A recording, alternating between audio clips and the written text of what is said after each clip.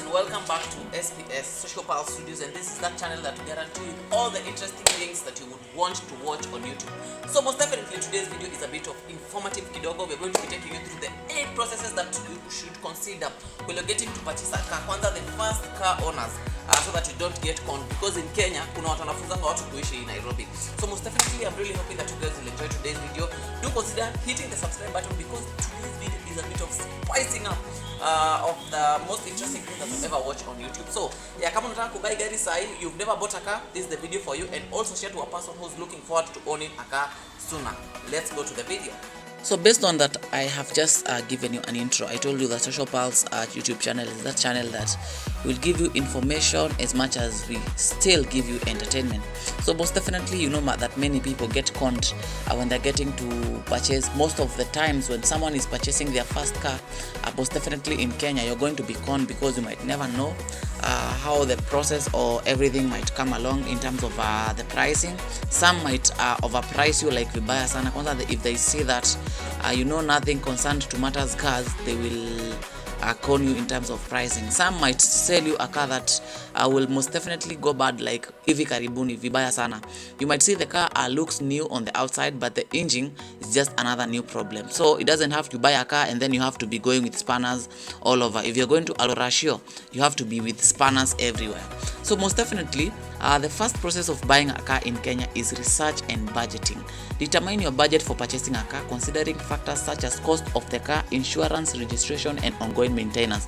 Because you can buy a very nice Mercedes, but can you maintain that Mercedes? Because also you can't compare the maintenance cost of a Toyota with a Mercedes. And also it also determines that the car, what is the purpose of having the car? Do you want a car for business? Do you want a car for family? Do you want a car for transportation of school children? That is another factor that you should consider. Based on tukiwa hapo bado kwa research and budgeting, research different car models available in Kenya that fit your budget and meet your requirements in terms of size, feature, and fuel efficiency. Because currently, right now, fuel efficiency is one of the problem we have in Kenya. Most people are crying out because wanasema bei ya mafuta imepanda, nini. And you know that as many people use the term guzzler, there are some cars that are most probably are referred as guzzlers juu ya kukunywa mafuta, kama the kina Prado TX na the kina Range Rover Vogues and Sports, and you know all those big machines, they are guzzlers. And so in terms of when you're owning a car, you should consider that, because you can buy a very nice car, but can you fuel it? Why buy a car and then start leaving it at the parking lot ukienda job, but tena unaanza kurudi kwa matatu? Consider that as well. So the second process of buying a car after doing your research and budgeting is actually, where do you find the car? So you can browse online at the marketplaces such as Cheki Kenya, Jumia Car, or OLX Kenya to find listings of new and used cars. And also you can also visit car dealership companies in your area to explore available options and compare prices and features. Most definitely gari zinauzwa huko Kiambu Road and also Ngong Road, and also hata kwa area yenu based on where you live kunaweza kuwa na a number of cars. So those are the two processes of buying a car. So most definitely, once you get a car, you go to the third process of buying a car is called inspecting the car. Once you have identified a car you are interested in, arrange for a physical inspection to assess its condition. Usikubali tu kupatiwa gari online ati let me see the car. Unatumua gari online, once you see the car, how the car looks, ati sasa ndo unaamua ati you buy the car before you get to see it physically. Hii Kenya utagongwa. If you are not familiar with cars, find a car mechanics. Consider hiring a professional mechanic to inspect the car for any issues or potential problems. Usikubali kugongwa, my friend. Hiyo naye usikubali at all, because ukienda wewe na you're not so familiar with cars, you might see a car physically looking very, very, very new, very sharp, very promising, but once you start driving the car after buying the car, then everything gets to be worse than you ever expected. So the fourth process of buying a car in Kenya is now you come to the negotiating price bit of it. After you get the car from either wherever you might have found the car, if you are buying it from a private seller, negotiate the price based on the condition of the car, its mileage, service history, and any other factors. You have to check all these things, because you can't buy the same, the same models. The car might be the same, like for example, like a Mercedes 200, and you're getting it from two different sellers. but one might have like thousands of mileage, and the other one might have like less mileage based on how it's been used before. So you have to consider all those things when you're negotiating the prices. If the mileage is higher, the price of the car has to go like low, but if the mileage of the car is lower, now the price will come up because the car might definitely be a bit newer. Okay, if you are purchasing from a dealership, you may have less room for negotiation, but it's still worth trying to get the best deal as much as possible. Now, after going through all the 4 steps, now you come to the most important thing, which is called the documentation and payment. And this part, you have to be very, very, very careful so that you don't get conned. Also, you don't be sold a car that it's not there. You have to be very, very, very sure that the four processes nimewambia zote umefuata venye inafaa.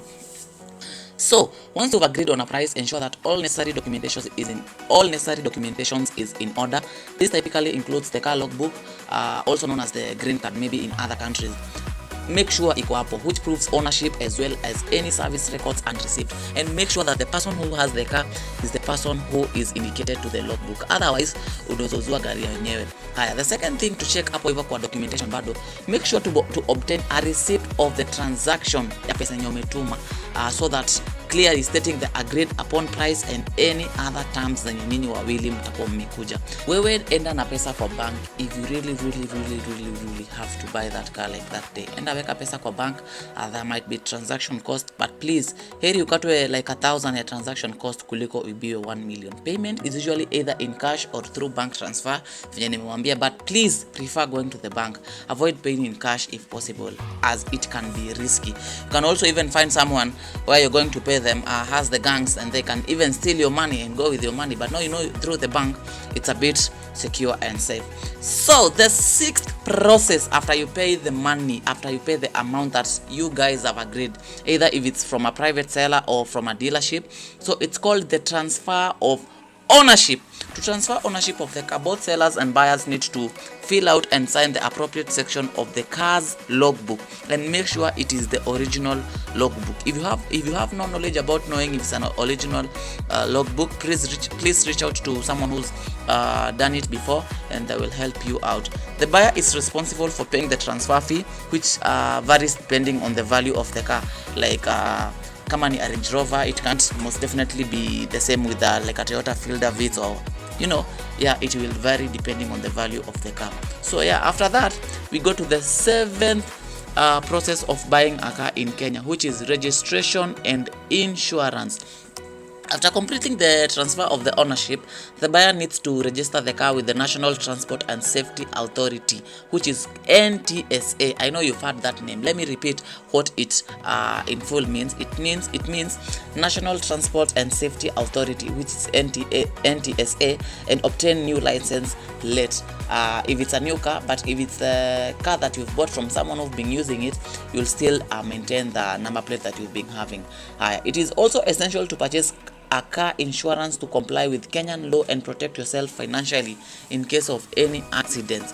That is very important. Driving a car without an insurance is like risking vibaya sana, because you might never know. That's a moving thing and anything might happen kwa njia. So most definitely, and then we come to the final process of buying a car in Kenya, which is finalizing the transaction. Once all the paperwork is complete and the car is registered and insured in your name, you can finalize the transaction and take possession of the vehicles. And finally, we come to the final process of buying a car in Kenya, which is finalizing the transaction. Once all the paperwork is complete and the car is registered and insured in your name, you can finalize the transaction and take possession of the vehicle. And now the vehicle will be yours 100%. Let me say something here before I close this video. It is crucial to take your time during the car buying process. Do your thorough research and ensure that all documentation is legitimate to avoid any potential issues later of conning or all those other things that might happen in the future. Additional, considers factors such as fuel efficiency, maintenance cost, and resale value when choosing a car to purchase, because that car, you will not have it forever. The resale value is also very important. You'll have it for some few years, and then now you'll have to sell it again so that you can acquire a better car as you progress with life. So most definitely, I have been your host, Kelvin Juguna from Social Power Studios, and I hope that today's video has been the most helpful from you avoiding being conned when you're buying your first car. So the only thing I demand from you guys is you just subscribe to Social Pulse Studios. I'll be very thankful, and you give it a thumbs up. Let this video hit 10,000 likes and bring a lot of subscribers to this channel. So if you know someone who wants to buy a car in Kenya, most definitely feel free to copy this link and share this video to them so that they can avoid the risk of them when they're getting to buy a car in Kenya. So I'll see you next time, and subscribe to SYA to Social Pulse Studios, and yeah, I'm really thankful. And now the next video that I'll bring you is what to consider when choosing an insurance.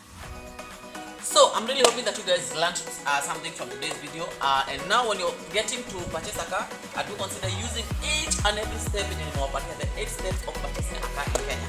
So thank you so much for considering SBS as your channel. And if you get information ukienda to buy gari, and if you know a friend, a family, or anyone, even if an enemy is getting to purchase a car, share link video ndio pia yasikie kondama ni aje. So hit the subscribe button, leave your comment down below to share me your thoughts. What you think